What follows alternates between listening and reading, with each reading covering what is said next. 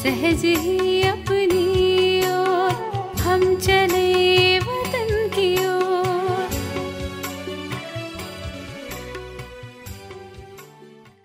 ஓம் சாந்தி 25/10/1975 அவ்யக்த பாப்தாதா மதுபன். வாணியின் தலைப்பு எல்லையற்ற ஆசிரியர் என நினைத்து வைராக்கிய உள்வுணர்வை தாரணை செய்யுங்கள்.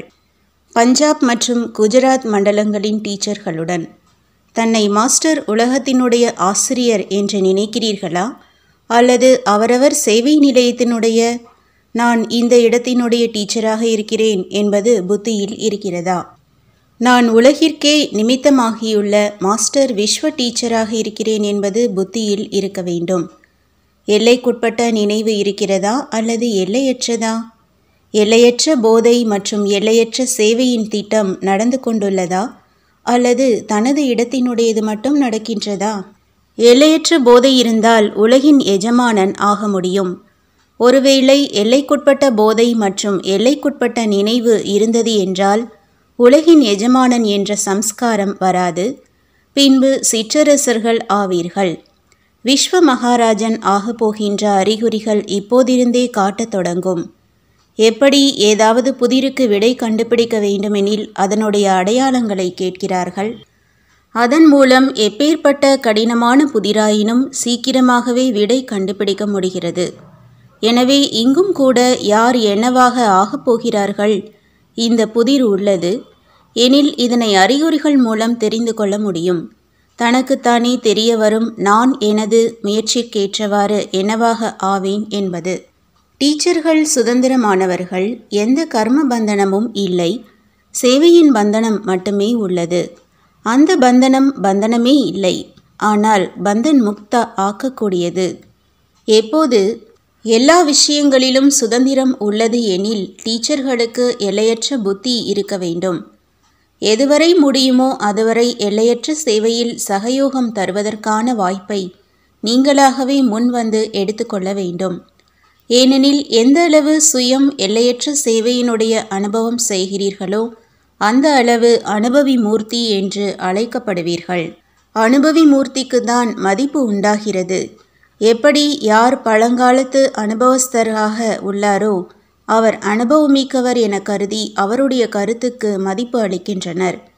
எனவே இங்கும் கூட அனுபவமிக்கவராக வேண்டும்.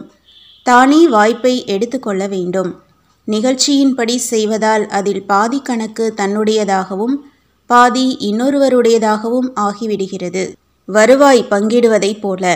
எனவே நிகழ்ச்சியின்படி செய்வதால் பாதி ஆகிவிடுகிறது.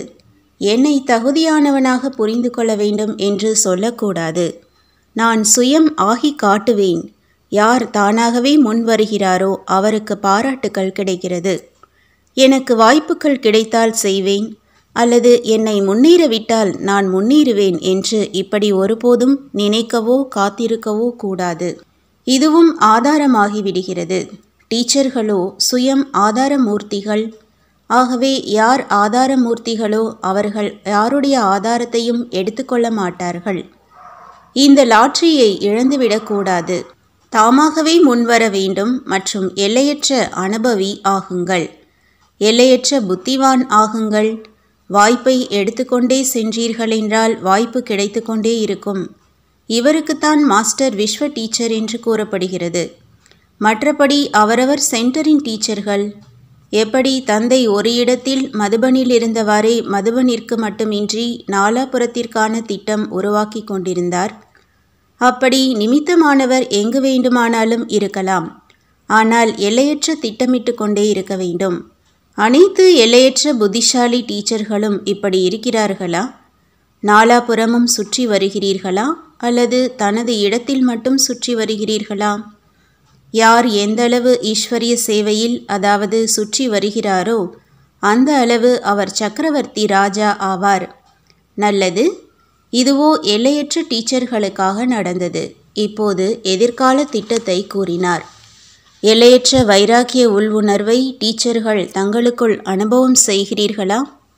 தனது சென்டர் அல்லது ஆர்வமுள்ளவர்களிடம் ஈர்ப்பின்றி இருப்பதுவே எல்லையற்ற வைராக்கிய உள்வுணர்வு. எப்போது இந்த ஈர்ப்பில் இருந்து எல்லையற்ற வைராக்கியம் இருக்குமோ அப்போது வெற்றி முழக்கம் ஏற்படும். எல்லாவிதமான ஸ்தூல சூக்ஷ்ம சாதனங்களிலும் எல்லையற்ற வைராக்கிய உள் உணர்வு. அத்தகைய நிலத்தை தயார் செய்துள்ளீர்களா அல்லது கொஞ்சம் சென்டரிலிருந்து மாற்றினால் ஆடிப்போய் விடுவீர்களா? ஆர்வம் உள்ளவர்கள் மீது இரக்கம் வராதல்லவா? அவர்களை பற்றிய எண்ணம் கொஞ்சம் கூட வராதா? இத்தகைய பேப்பர் வந்தால் நான் நஷ்டமோகாவாக இருக்கிறேனா என்று இந்த மாதிரி தன்னை சோதிக்க வேண்டும். ஒருவேளை அந்த சம்பந்தத்தில் மோகம் இருந்தால் நீங்கள் முரளி வகுப்பு எடுக்கிறீர்கள். இது அலௌகீக சேவையின் சம்பந்தம். இதில் உங்களுக்குள் மோகம் இருந்தது என்றால் வருகின்ற மாணவர்கள் இதை பற்றி பேசுவார்கள். ஆகவே இப்போது ஏதாவது உத்தரவு வந்தது எனில் நான் எவரடியா என்று கவனமாக சோதியுங்கள். இந்த சென்டரின் சேவை நன்றாக இருக்கிறது எனில் சேவையின் மீது கூட ஈர்ப்பு இல்லையே. எப்போது எல்லாவற்றிலிருந்தும் விலகி இருக்கிறீர்களோ அப்போதுதான் எல்லையற்ற வைராக்கிய உள் உணர்வு என கூறுவோம். தனது சரீரத்திலிருந்தும் விலகிய நிலை நிமித்தமாகி சேவைக்காக நடத்துகிறேன். ஈர்ப்பின் அடையாளம் புத்தி அடிக்கடி தந்தையிடமிருந்து துண்டித்து அந்த பக்கம் சென்று விடுவது. தன்மீதான ஈர்ப்பும் கூடாது. எனது விசேஷம் சிலரிடம் கையாளும் சக்தியோ அல்லது வார்த்தையின் சக்தியோ நன்றாக இருந்தால் நான் இப்படிப்பட்டவர் என்று கூறுவார். ஆனால் இதுவோ பாப்தாதா அளித்தது. தனது ஞானத்தின் விசேஷம் எந்த விசேஷமானாலும் சரி அதன் மீது ஈர்ப்பு கூடாது. இதிலும் கூட கர்வம் வந்துவிடுகிறது. எனவே இதை புத்தியில் வையுங்கள். இது தந்தையிடமிருந்து கிடைத்த ஆஸ்தி. இது எல்லா ஆத்மாக்களுக்காகவும் எனக்கு கிடைத்துள்ளது. அவர் கொடுத்து கொண்டிருக்கிறார். நான் நிமித்தம் மட்டுமே. போகும்போதும் வரும்போதும் பார்க்கும்போதும் பேசும்போதும் அனைவருக்கும் இவர் எல்லையற்ற வைராகி என்ற உணர்வு ஏற்பட வேண்டும். ஞானத்தின் சேவை செய்வதில் புத்திசாலிகள் இதுவோ எல்லோரும் அனுபவம் செய்கிறார்கள். இப்போது எல்லையற்ற வைராகியத்தின் அனுபவம் செய்யுங்கள்.